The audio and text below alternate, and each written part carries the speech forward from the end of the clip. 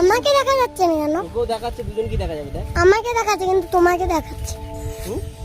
তোমাকে নিচে দেখাচ্ছে। দেখাও। বল, এগুলো বলতে হবে। হ্যালো।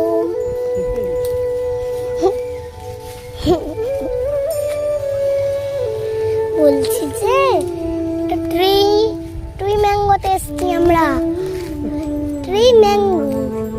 ম্যাঙ্গো ট্রিতে এসছি।